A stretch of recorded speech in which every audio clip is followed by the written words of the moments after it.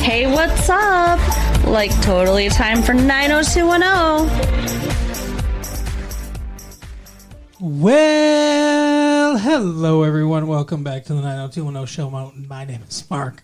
With me as always is my hot girlfriend, Carol. How you doing today, Carol? Hey, what's up? How much? It's been a good week here. It is June 13th, 1997. It is, but thank goodness it's not Friday the 13th. We don't need that kind of drama again. Right. We don't want drama here. We don't want Jason Voorhees following us. For sure. Do you like any of the Friday the 13th movies? We talked about some of the Friday the 13th movies when we talked about our favorite horror movies like 2 years ago. I mean, they're fine. I don't love them. Yeah. I like Freddy. Yeah, that's more your speed, I think. I even prefer Michael Myers to Jason Voorhees, honestly. Really? Yeah. Okay, the first Halloween movie is a legitimately good movie.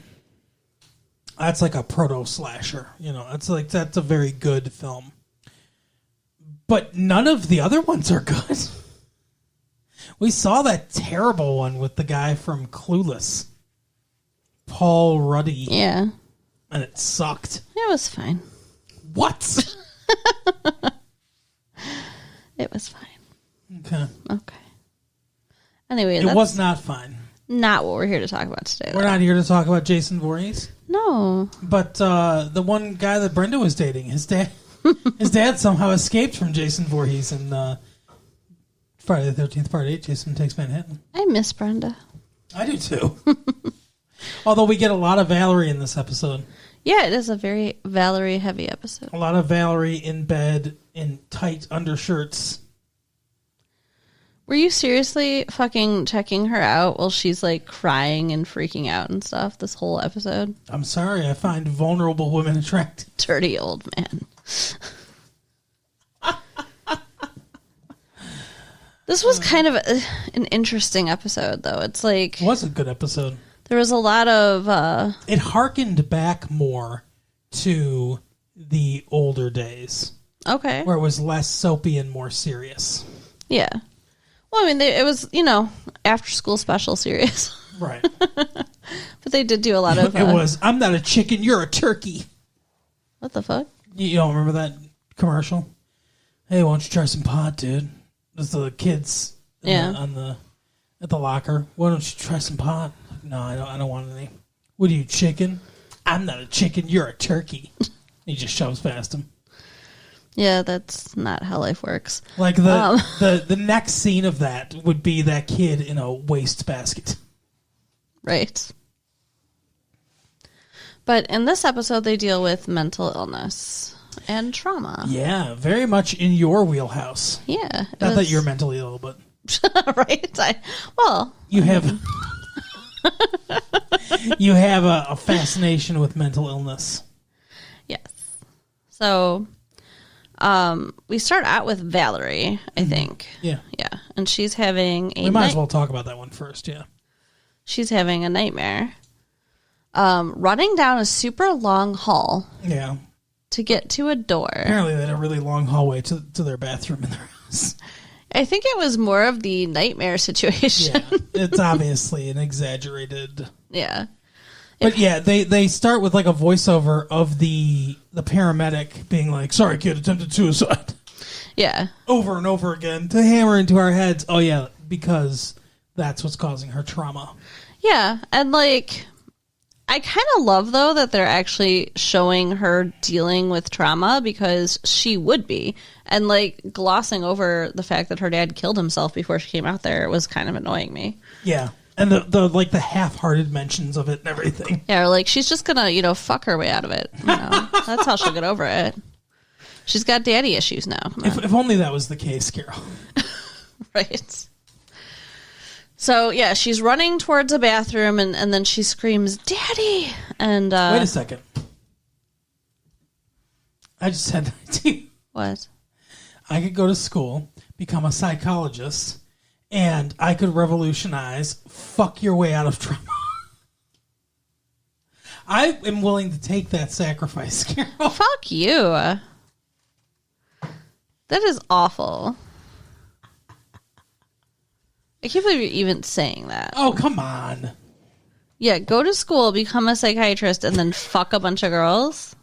That's what you want to say to me. That's awesome.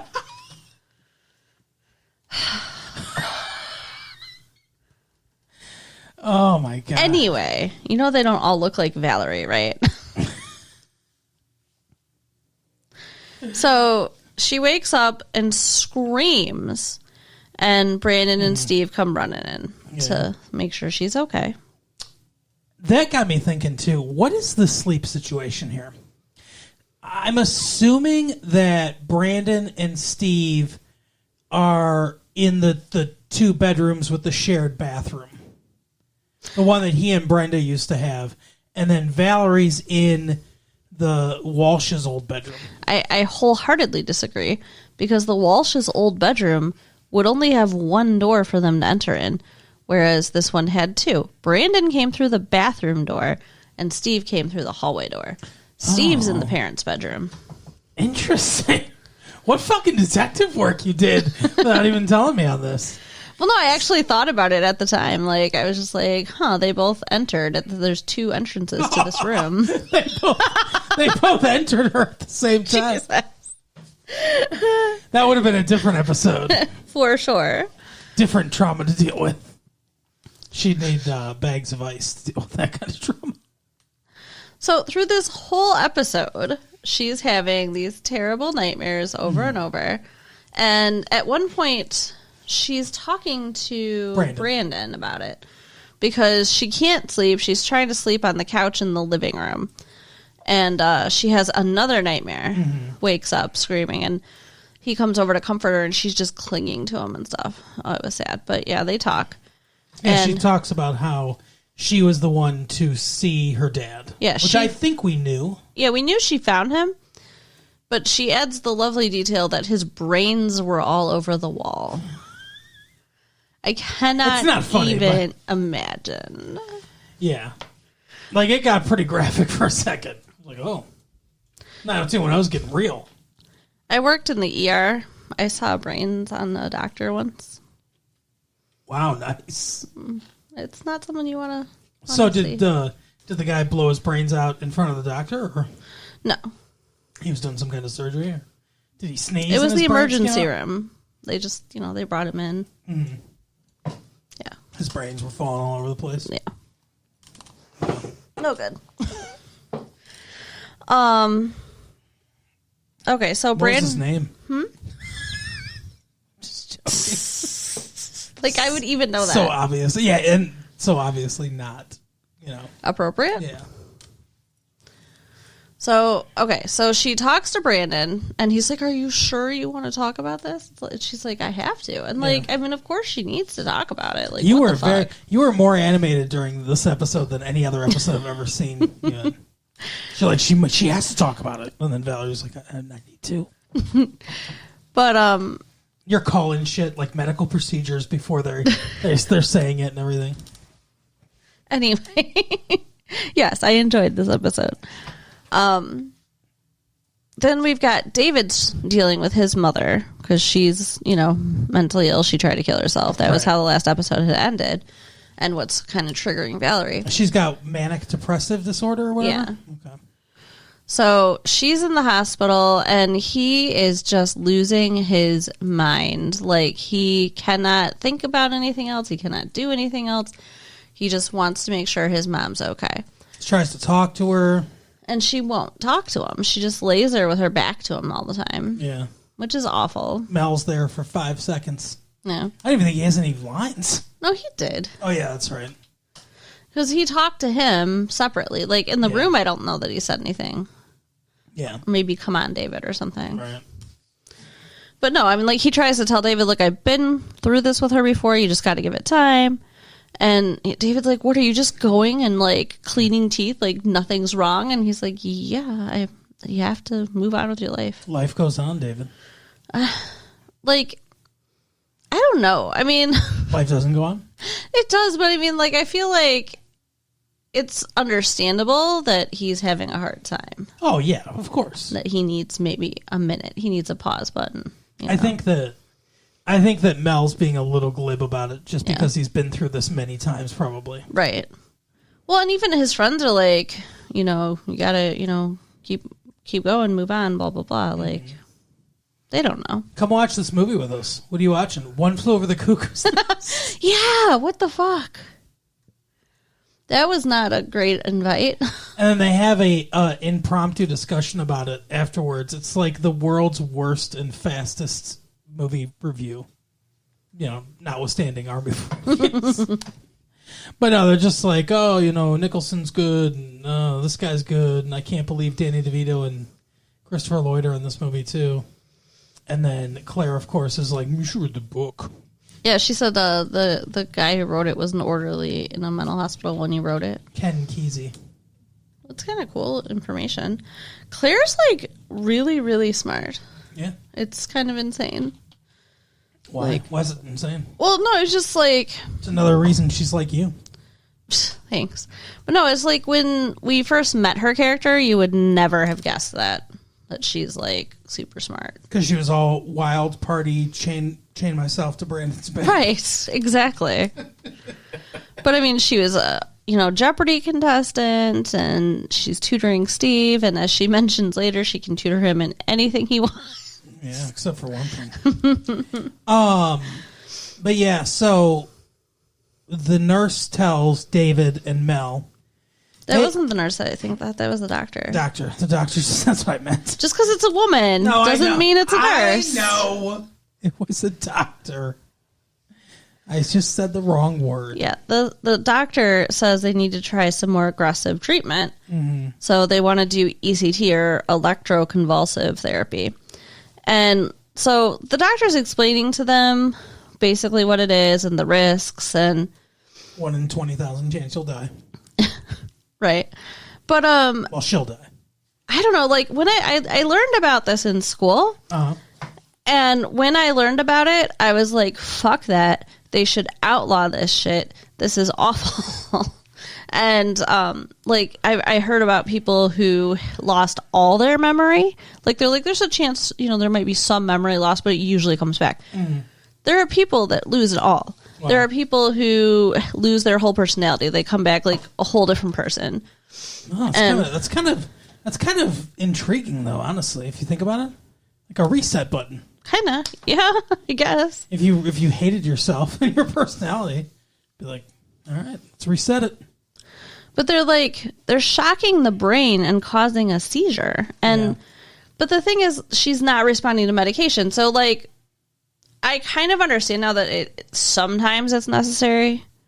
Because they're like, yeah, there's a 1 in 20,000 chance she could die from this, but there's a much greater chance if she doesn't come out of this depressive episode that she's going to kill herself. That she'll kill herself. Right. So, yeah, and yeah, I got what the doctor was trying to say.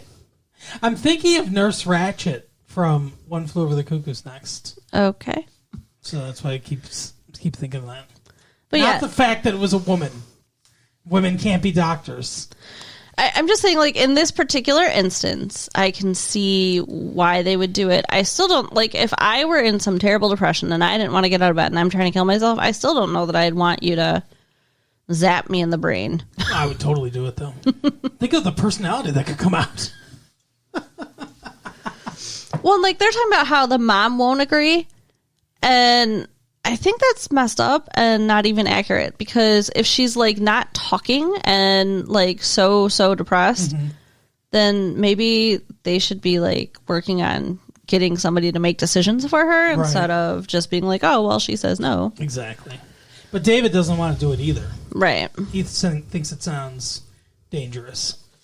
It is dangerous. He thinks like you do. Yeah. But as like, I don't really know what changed his mind. Valerie. I guess. The coming together of the two storylines we've been talking about. Well, yeah, so Valerie goes to see him, and she's like, come on, I want to show you something. First of all, interrupts his meal. He had Chinese takeout, and he's like, I want to eat this while it's hot. He sits down, opens the takeout box, never takes a bite, and then she's like, come on, let me show you something, and he just leaves the food. Yeah. This show wastes food all the time. Like, remember when Valerie and Donna were talking? There was like this big plate of food. Nobody ate anything. Yeah. That's how they stay so thin. They always talk about food, but they don't eat it. They like to look at it. Look at how good that food looks. But Into the garbage. Where the fuck did she take him?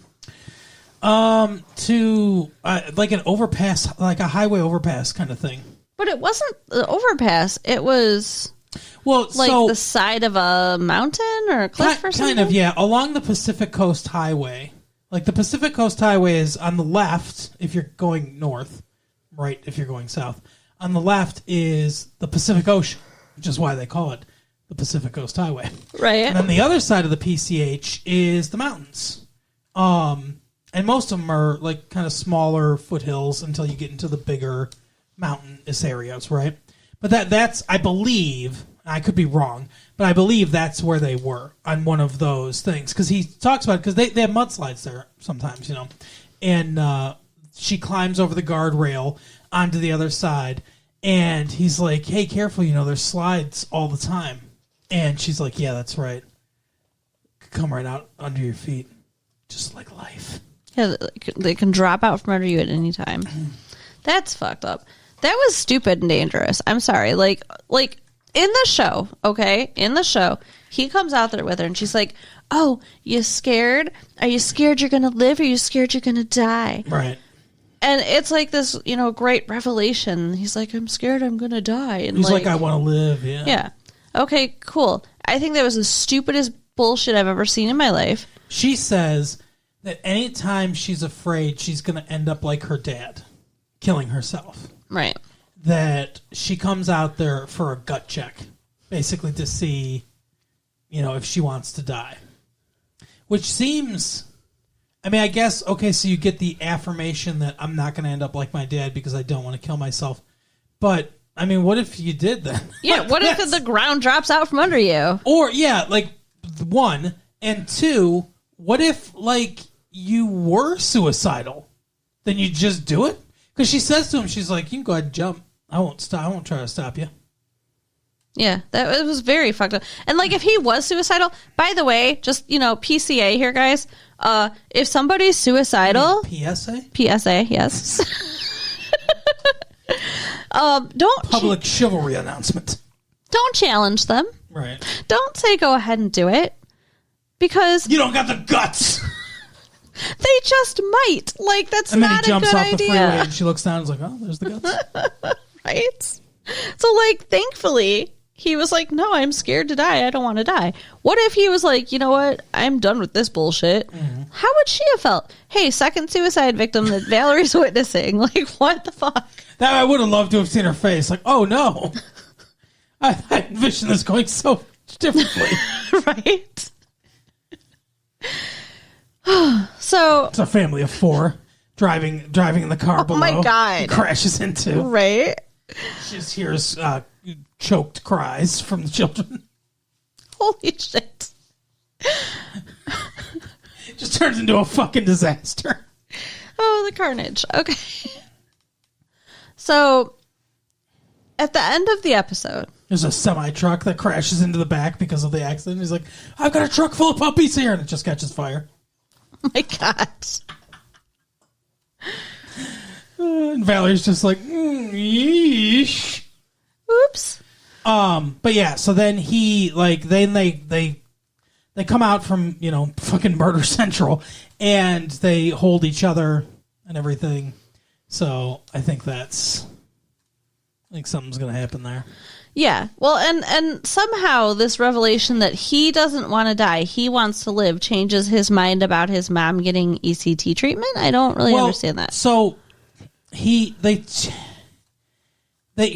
him to the hospital and she says, you know, go ahead and tell her, you know, she's like, all the stuff we talked about, the things I never got to say to my dad. Yeah, which we have no idea. Seems weird. Yeah. But, and David sits down and he's like, Mom, I'm sorry about when I stole the car when I was 12. And he does not. What are you talking about? And the mom's like, what? It's like, oh, this is stuff Valerie wanted to say to her dad. I don't know why I have to tell you this, but no. So he goes in there and he's like, hey, Mom, you know, I want you to live. I want you to live for me. I want you to meet your grandchildren one day, and all this stuff.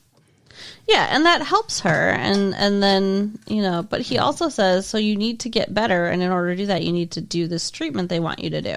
I'm thinking because he asks Valerie, "What about the shock treatment?" and she goes, "Let the doctors deal with that," kind of thing, I guess convincing her or whatever. Basically, hey, that's not.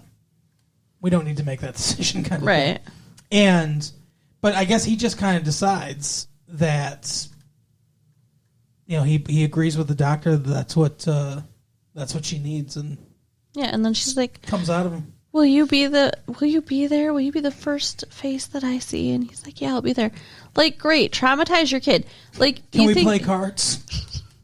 You think that it's going to be pleasant for him to watch his mom get zapped in the brain and have a seizure? I don't think he has to see the procedure. I think he just has to be in the room. David, will you pull the lever? Right. Because if I'm one of the 20,000 that die, I want you to feel bad about it. But I want to haunt you. Hopefully it actually does help and she gets better. If we see her again, it might be 5 episodes, and then they're like, "Oh, we need her again for drama. We'll bring her back." But yeah, so Valerie helped him, and obviously, they're getting closer. She took him to the hospital and stuff. Valerie. And then her empty hole. Oh my God! At the end of the episode, she receives an email response from Carol Potter, from Cindy. Yeah. Hi, this is Carol Potter, voiceover, famous mother from 90210. And it was it was decent advice. I wish I could remember what the fuck she said now. It was decent advice. It was I don't know why we just have her voice, but whatever. But between that and, helping David, she's all smiley and I'm going to get a good night's sleep now. Yeah. But then she starts having the nightmare again. Mm-hmm. It's uh-oh. She opens the door. One time she opened the door, her dad was there on the floor, by the way, in the stream. Yeah, they shouldn't have shown that because it looks stupid. It looked dumb, and it did not match her description of brains all over the place. No. But when she opened the door this time, David was there. He was like, I killed your dad. You don't have to worry about him anymore. Now we can be together. Oh my God. I just had a bad thought. What? Well, they both have crazy parents, right? Oh yeah, if they have kids. Yeah. It's maybe they shouldn't be combining their genes. No. Oh well. We'll see. They'll be very attractive, batshit insane children. Right. It'll be like Harley Quinn. Right. Mr. J. Okay. Other storyline was Dylan, mostly. Dylan and Tony. Yeah. Do you want to do that one, or do you want to do Brandon's brief storyline first? Let's do Brandon, I guess. Okay. Yeah, Brandon's is funny. Brandon's goes to the editor and he's like, "Hey, because Tony's decided to have a dinner party with all of Dylan's friends behind his back." Yeah. He's like, "Yeah, I went through your black book or whatever. I called all your friends and I invited them all to a dinner party behind your back." It's so messed up. And it's because I want to meet them. Wouldn't you think that's stalker behavior? I have gift bags of Noxema for all of them. And yeah, no, it's weird. But so Brandon goes to the editor, who's I still can't remember her name. Yeah. But he says, "Hey, do you want to go to this dinner party?" And she's like, "Look, we can date if you quit. No, if I can fire you and go with you, or you can continue to write for this newspaper, and we can't have a relationship." Right. And he's like, "Oh, but this is so dumb. Why?" And she's like, "It's just not a good idea." And he's like, "All right." And so then she's taking a shower. She gets out of the shower, and for some reason comes up with the weirdest lies I've ever heard in my life. "I'm working on a paper," and and then she opens the door. He's gonna know you weren't working on a paper, right? Because she's in her robe with wet hair. He could have just said, "I just got out of the shower." Right, exactly. But he's like, come on, it's important, open up. And she opens the door, and he's like, can I come in? She was like, fine. So he comes in, he's like, I'm resigning so that we can date. Because, some things are worth it, and you're worth it. And she's like, nah, you don't have to quit. What the fuck? What, was it a test? I don't know. And it was one scene apart. Like, it did not provide any dramatic tension for the episode. Yeah. Because it was resolved so quickly. Yeah, because they wanted to move into the dinner party then. Yeah. So she went with him. But it was so dumb. I agree. She's weird. Mm-hmm. She's a weird lady. Yeah. I don't know if I like him with her. It'll be a relief when she ends up on the pile. Right? In the desert. With all those E.T. video games. Right. So Dylan and Tony are getting hot and heavy. Oh, yeah. She's inviting all his friends over to watch. Her dad's out of town. She invites him into her house. Bruno's there. Bruno, the security guard, yeah. Security guard / maid / butler. He's just always fucking / there. chauffeur. Right. Yeah, they start kissing and Bruno looks in on him again. Yeah. The fucking creep he is. He is. He's creepy. creepy. It's like he's got some kind of alarm. Our lips are engaged. I gotta check this out. Right? It's just rubbing Noxime all over his body. But he sees in her dad's office a picture. Dylan. He is Dylan. Yes, Dylan. Of her dad and his dad with their arms around each other. Yeah, looking like they're golfing or some shit. Like, I would immediately at that point be like, hey, that's my dad. How does your dad know my dad? Right. I'd want more information. But instead he goes, who's the guy? She goes, I don't know. What? Because why would she? Right. Like, what the fuck? Why, Dylan?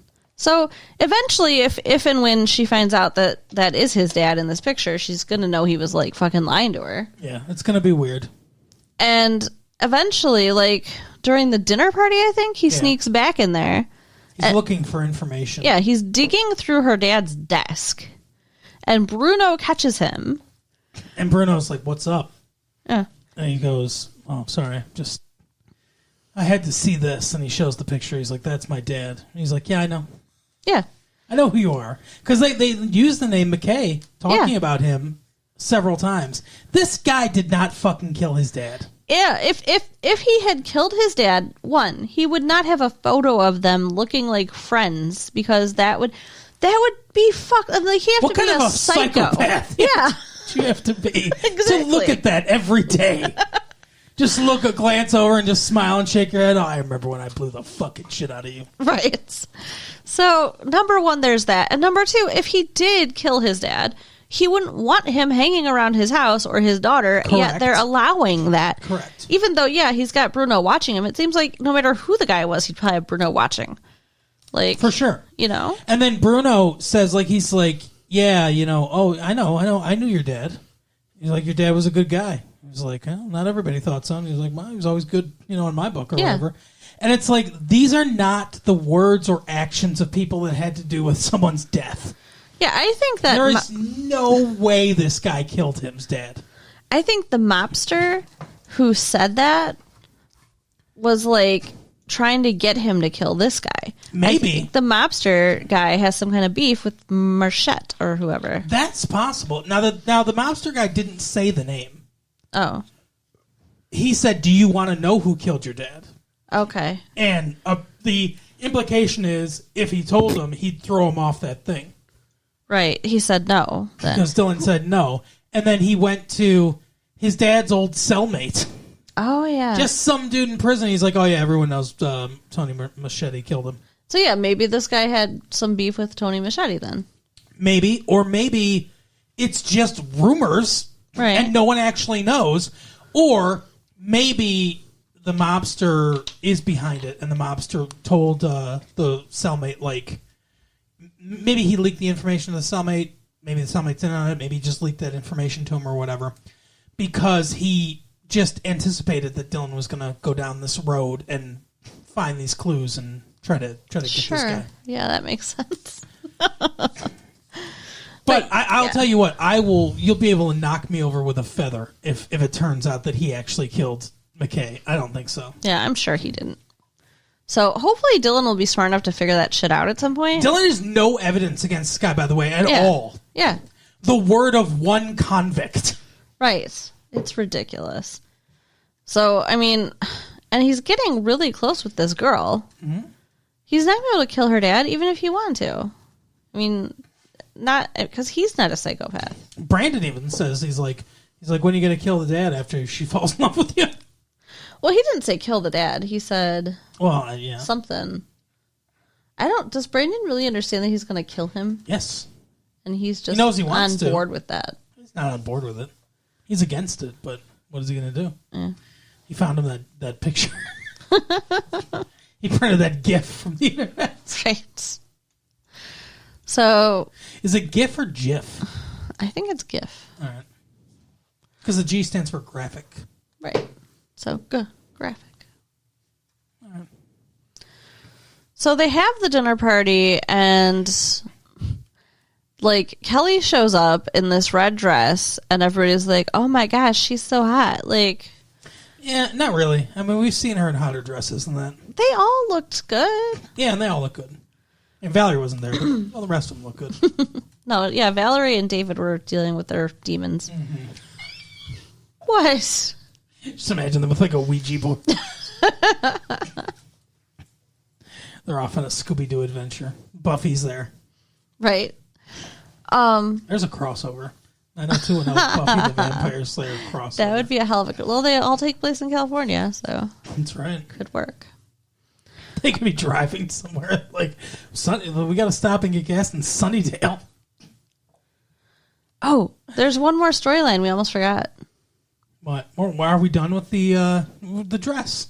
What about the dress? Well, it was funny to me that, like you said, everyone's like, "Oh, Kelly's so hot in this dress," and the editors all like jealous and everything, and he's like, "Oh, well, you're jealous, Chief, or whatever," and she's like, "Well, you know, when the guy you're dating's ex-girlfriend is a cover model, right? It can make you a little jealous." And he's like, "Oh, you know, I'm not, whatever," but he doesn't say any words of comfort. Right, yeah, like Dylan immediately is, saying the right things. Yeah, because she's like, "Oh, you see the dress that she's in, Dylan's girlfriend or whatever," and she's like, and he goes, "Yeah, I'm too busy looking at you or whatever." Right. Yeah, he handled it well. Brandon handled it like an idiot. Yeah. But either way, she's not. I mean, yes, she is slightly prettier than all the other girls in that room. Slightly. Yeah. Maybe I wouldn't even say actually the Noxema girl. I think they're on the same level. No, you think Kelly's prettier? Yeah, I don't. I think the one that would rival her is Claire. Really? I hate her hair so much. Face wise, I guess, but I hate her hair. She reminds me of you. So nah. So anyway, yeah, they all have nothing to worry about. But her annoying artist boyfriend's there. I don't like him. I don't either. I just want him to go away. Why isn't he done with that mural on the wall yet? Right? So, okay. So, the other storyline. Can we move on to the other storyline? There's actually two other storylines. Two? Yeah. I think they're kind of one, but okay. The mouse? And Claire and Steve. Yeah. You think they're one? Yeah. Okay. Because it's all at the Peach Pit. Yeah, that's true. So, all throughout the episode... The Peach Pit's dealing with the fact there's a mouse. One mouse. It's so ridiculous. Like, why? It just wasted minutes of this show. It really is. And the mouse is stealing the cheese off the traps, and Willie is using some imported French cheese on these traps. Like, why would you do that? Camembert. Yeah. And, you know what cheese is made backwards? Eat 'em. What? Eat 'em. Okay. EDAM, eat 'em. Okay. Is made backwards. Cool. MADE. Uh-huh. Get it? Uh-huh. Yeah. You're a freak. Anyway. Keep that one under your hats, everybody. Yeah, so they're trying to get this mouse. The resolution of which is Donna being like, "Hey, come here, mouse." And it just climbs into her. Yeah, like she's fucking Snow White. Exactly. And then she just sets it right outside the door. Yeah, like that's not coming back in. Yeah. It knows where the food is. Exactly. Like, you need to take it a little further down. They've been feeding it camembert. Right? And then she, like, fucking touches people. And it's like, you didn't wash your hands. You just touched a mouse. Everyone's got fucking rat bite fever. So gross. And that mouse was too big. That was not a mouse. That was a rat. That was an entire handful of rodent. I think it was. I think it was kind of a fat mouse. Maybe. I don't know. But speaking of handfuls of something, Claire and Steve. So, yeah, Claire and Steve were sitting together. Like, he's showing her how he's improving in his class, and she's proud of him. And he puts his arm around her. Yeah, they're just talking or whatever. Yeah. And then he goes to take it away. She says, "Don't do that. It felt good." And then they decide they're going to go to this thing together. So they're like dating now. And then at the very end of the episode, he takes her home and he kisses her. And she's like, oh, all like falling into the door. So that's cute. Yeah. I think they would be good together. Yeah, I hope that they are. I think they're good together. I think David and Valerie will be good together. Yeah.